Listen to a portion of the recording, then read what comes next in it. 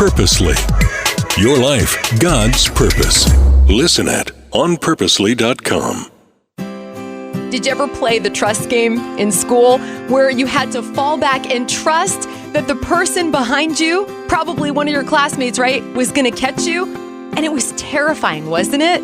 That space between, okay, I've decided to start falling back and starting to fall back. You know what that space is called? It's called faith. And I'm telling you something, whenever you and I lean in, or in this case, lean back and trust in the Lord, we are going to be caught. He's going to catch us every time.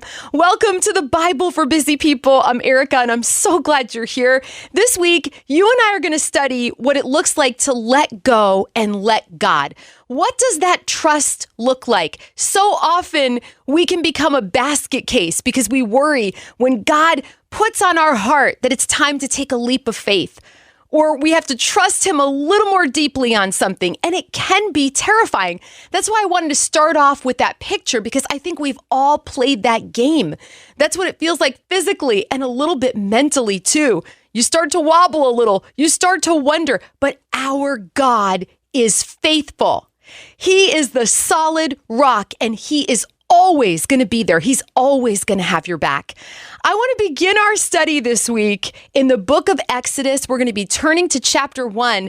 And there were a bunch of women who had to trust the Lord in a really terrifying situation. During this time in the history of Israel, they were the slaves of the Pharaoh in Egypt. This was past the time of Joseph, when he enjoyed great favor with the Pharaoh. Remember, Joseph was faithful and interpreted the dreams and honestly saved Egypt and the world through the power of God from famine, right? But Joseph died, and yet the Israelites became fruitful. So fruitful, in fact, that Pharaoh was afraid that the Israelites would outnumber the Egyptians and overpower them, and so he enslaved them. I mean, we're talking hard labor. He worked these people to the absolute bone. Exodus 1:12 says, listen to this, but the more they were oppressed, the more they multiplied and spread. So the Egyptians came to dread the Israelites and worked them ruthlessly. Whew, that's pretty crazy, isn't it? Well, it gets crazier. Let's pick up the story in verse 15, because clearly the Pharaoh is operating out of a terrible spirit of fear. Exodus chapter 1, beginning in verse 15. The king of Egypt said to the Hebrew midwives, whose names were Shiphrah and Puah, when you are helping the Hebrew women during childbirth on the delivery stool, if you see that the baby is a boy, kill him. But if it is a girl, let her live. The midwives, however, feared God and did not do what the king of Egypt had told them to do. They let the boys live. Then the king of Egypt summoned the midwives and asked them, "Why have you done this? Why have you let the boys live?" The midwives answered Pharaoh, "Hebrew women are not like Egyptian women. They are vigorous and give birth before the midwives arrive." Okay. How brave, how courageous, how strong did Shiphrah and Puah have to be to stand before the king of their world and give account for disobeying him? They chose to disobey the earthly king rather than disobey their true king, God. Wow. Can we just pause for a moment and imagine what it was like for them to trust the Lord in those moments? Every single time a baby was born, they had to make that decision to trust the Lord again. Maybe you're like that right now. Maybe it's circumstance after circumstance, and the Lord is like, dig in, lean in, I got you. Verse 20 now, so God was kind to the midwives, and the people increased and became even more numerous. And because the midwives feared God, he gave them families of their own. Is that not so beautiful?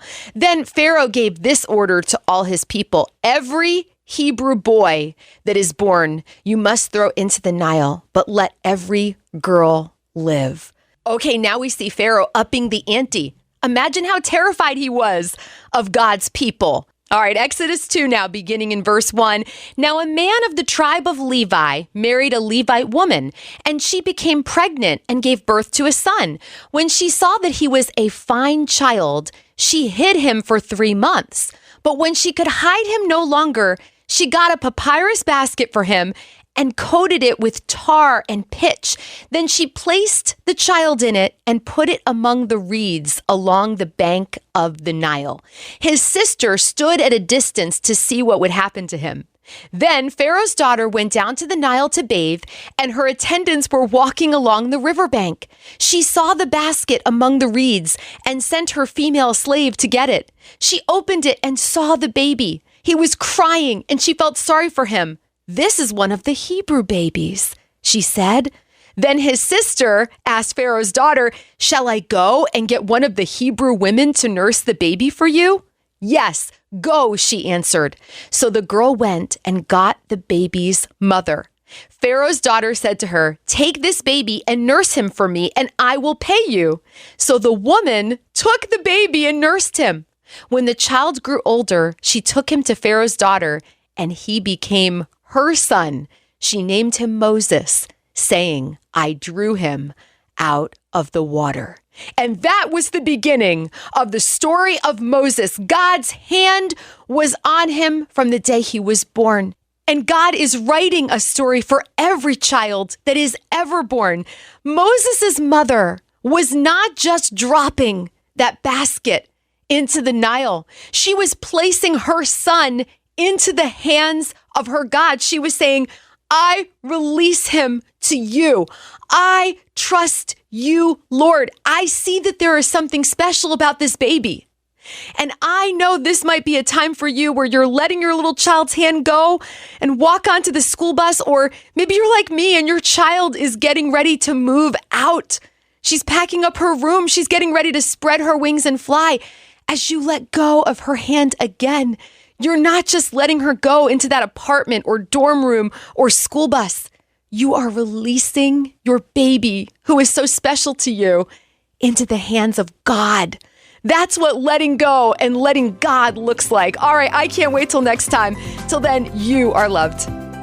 Thank you for making time for the Bible for Busy People today. If being part of this community is a blessing to you, it's super easy to share this podcast with someone you love. We're all about spreading the hope of Jesus like butter. So if you've got a moment to write a review, boy, we'd really appreciate that. Maybe you need a little prayer today, or you're ready to take that next step with God. I invite you to check out our show notes. You're going to find lots of encouragement there. This podcast is one branch on a tree called Purposely, a podcast network designed with practical podcasts to help you find and thrive in God's purpose for your life. If you've got a pulse, you've got a purpose.